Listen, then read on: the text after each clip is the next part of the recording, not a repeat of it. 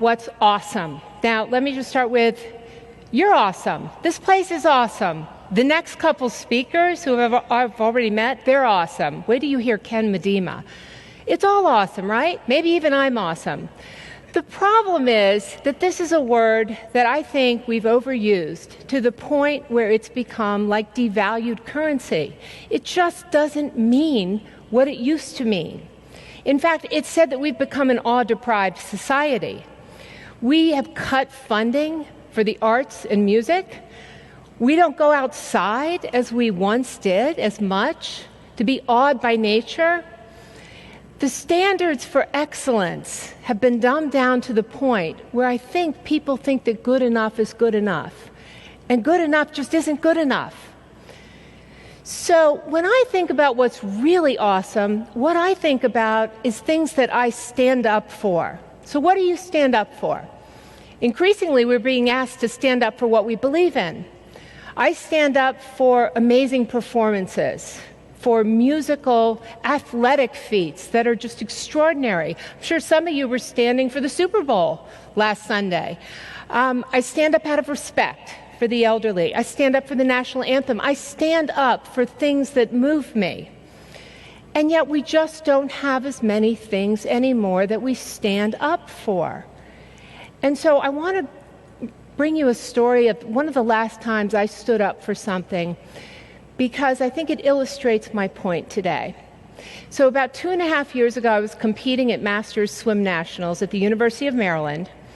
And as I was standing on the side of the pool waiting for one of my events to be called, I saw an older woman bring up a plastic lawn chair and put it next to one of the lanes. And then an even older woman sat down in the lawn chair with a little robe on, flip-flops. She looked very happy. And I thought it was so cute when they called her event that I took a picture. She got in and held onto the wall. So it was the 50-meter freestyle. And so the announcer said, on your mark, get set, go.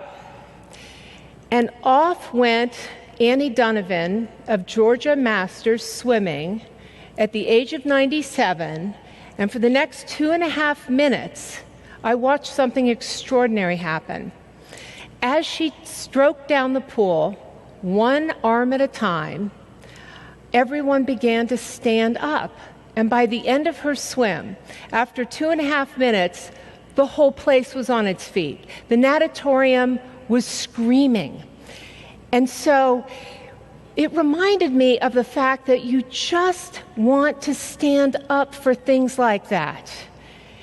And when we stand up, when we're in the presence of things that cause us to believe they're awesome, what's important is that we're in the presence of something we call grit. Grit is a word we're hearing a lot about these days. It's really the word of the year. And grit means passion and persistence in pursuit of long-term goals. But not all grit is good. Know this.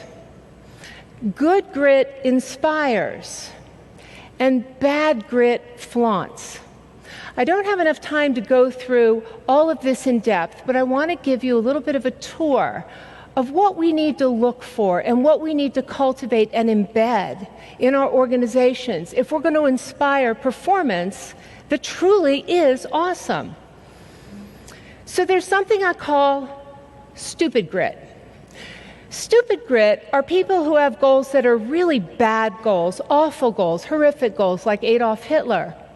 But he couldn't be dissuaded from his goal. He was going to see it through as far as he could. That's stupid grit. That's bad grit. Other kinds of stupid grit are mountaineers who are climbing Mount Everest, and a whiteout is moving in, and the Sherpas say it's time to turn around. You're not going to make it to the summit. And they have what's called summit fever. That's stupid grit. A lot of them die on the summit or on the way down. That's stupid grit. One of our country's best male marathoners was not even able to compete in the most recent Olympics. Why? He had stupid grit. He had trained at marathon pace every day for years, to the point where his body was so worn down, he couldn't even walk anymore. Stupid grit. People with stupid grit don't listen to other people. They don't take advice. They're determined to see something through to the finish. That's not good grit. That's not inspiring grit. Then we have what I call Selfie Grit. Selfie Grit. Is it inspiring if you have to tell everyone how hard you're working?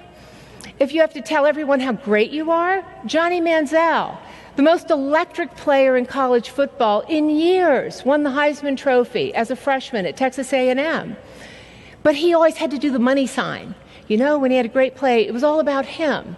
It wasn't about the linemen who blocked for him. It wasn't about the receivers. It was always all about him. So it's bad grit if it's all about you and it's not inspiring. And then there's faux grit. Faux grit is fake grit. And we know who these people are. These are the people who take shortcuts, and they want you to believe they did something hard.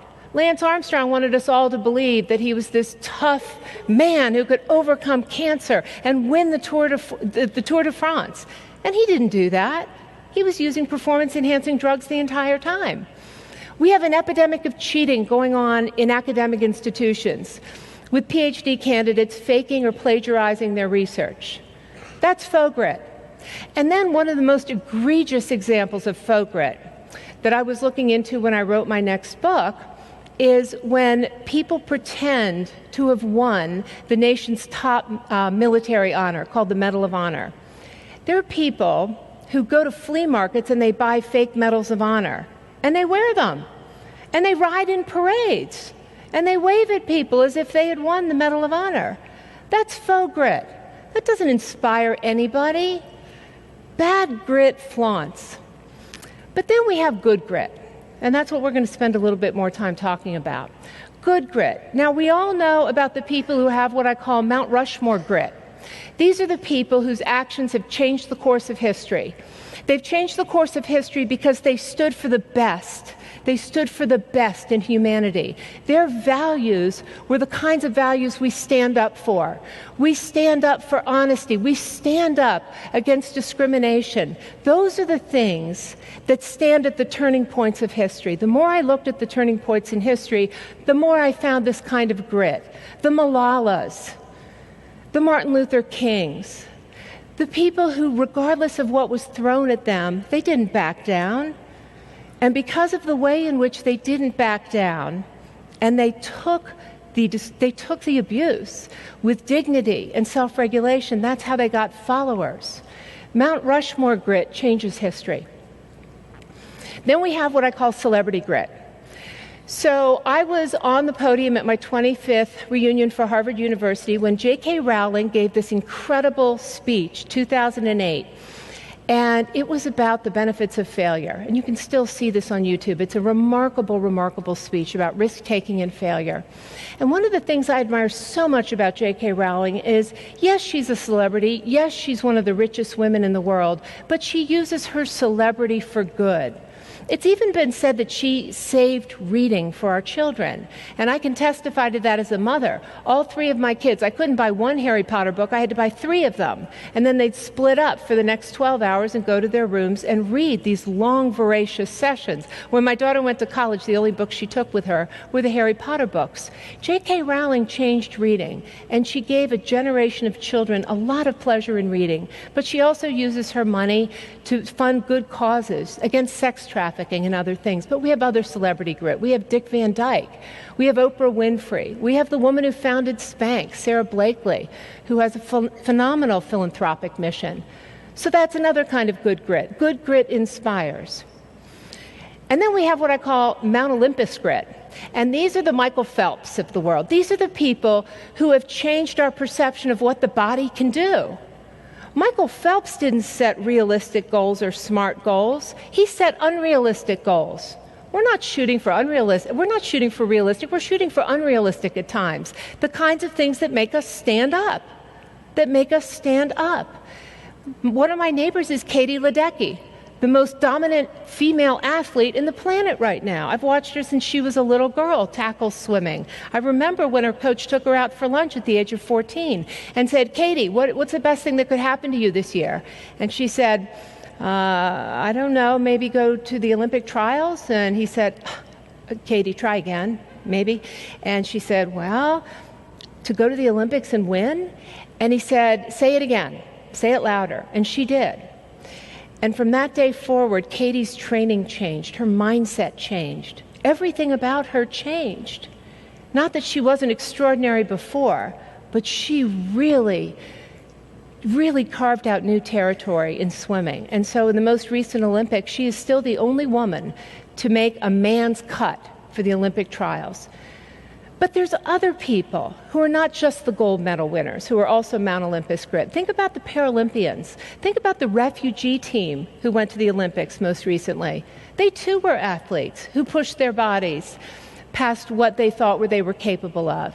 We stood up for them too. They inspired us. But like the generation we have now where everybody grew up with a trophy just for standing on a soccer field like my kids did, I mean, these are people who didn't do it for the trophy, and maybe they didn't even get the gold medal, but they still pushed their bodies and their goals to the limits of what was possible. So that's Mount Olympus Grit. But finally, the kind of grit that we have all around us, that we want in our workplace, that we want to be surrounded by, is what I call ordinary grit.